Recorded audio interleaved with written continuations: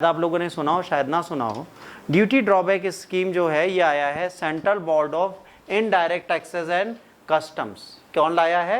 Central board of indirect taxes and custom लाया है ना। Automatic electronic payment of duty drawback amount directly into exporters bank account.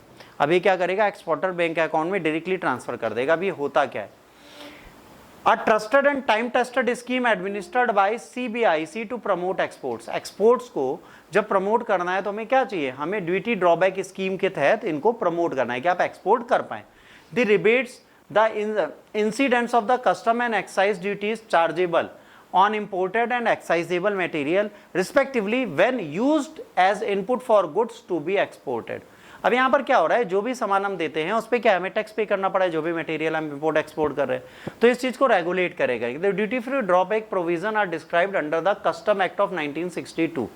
पहली चीज आपके लिए जरूरी है, जो ड्यूटी फ्री ड्रॉबैक है इसको हमने कस्टम एक्ट 1962 के तहत लागू किया था। WTO complaint scheme ensure that the export are zero rated and do not carry any burden of specific taxes। WTO complaints क्या कहती हैं कि जो भी चीजें हैं वो बिना टैक्स के हैं और इसमें कोई भी बर्डन स्पेसिफिक टैक्स का नहीं होगा।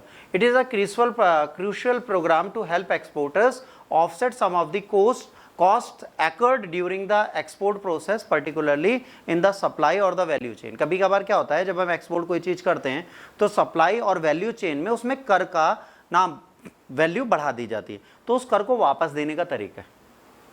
लेट्स सपोज एक्सपोर्ट किया 100 रुपए की चीज, इसमें अदर चेन से 140 की पहुंची तो 40 रुपए वापस आएंगे। ठीक, अब ये एलिजिबल गुड्स कौन से होते हैं इसमें?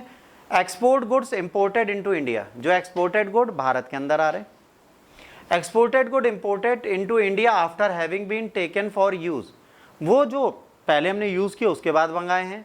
Exported good manufactured and produce out of imported material, जो इंपोर्टेड मटेरियल बाहर से उस पर पहले से टैक्स लग चुका है, दोबारा लेने की जरूरत ही नहीं है। तो अगर उससे कोई चीज बन रही है तब the exports good manufactured produce out of indigenous material. अगर कोई भी एक्सपोर्टेड गुड है भारत के अंदर के सामान से बना है, भारत का ही सारा रॉ मटेरियल यूज है, तो टैक्स ले चुके हो तब नहीं लोगे। The export good manufactured and produce out of the imported और इंडिजीनियस मटेरियल, या तो इंडिजीनियस हो या बाहर से आया सामान हो। दोनों में एक प्रॉब्लम क्या है? दोनों पे आप पहले से कर दे चुके हो, तो इससे रेडी सामान पे भी कर देने की जरूरत नहीं है। ठीक, तो ये 5 एलिमेंट्स हैं जिसमें इसका यूज होता है। ये लाइंस आपको याद रखनी।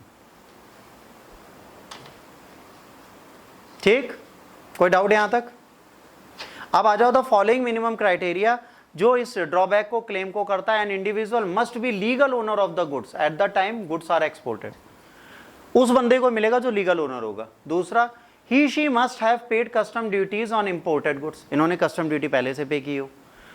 Duty drawback is available on most goods on which custom duties was paid on importation and which has been exported. Importation पे कस्टम ड्यूटी दे चुके हैं, फिर उसे एक्सपोर्ट कर रहे हैं, तो भाई पैसा तो वापस देगी सरकार, उसका काम ही।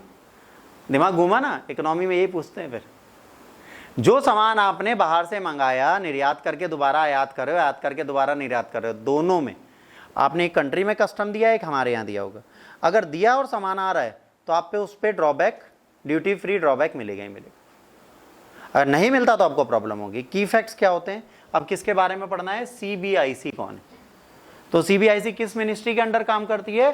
Department of revenue under the ministry of finance. याद रखना, मिनिस्ट्री ऑफ फाइनेंस के अंदर ही एक डिपार्टमेंट है जिसका नाम है डिपार्टमेंट ऑफ रेवेन्यू, राजस्व, उसके अंतर्गत काम करती है। पहला क्वेश्चन जो कभी भी घिसा बेटा पूछा जाता है। दूसरा, CBIC administer all indirect tax related matter. कौन से? डायरेक्ट टैक्स नहीं, इनडायरेक्ट टैक्स के सारे मैटर इसके पास जाते हैं।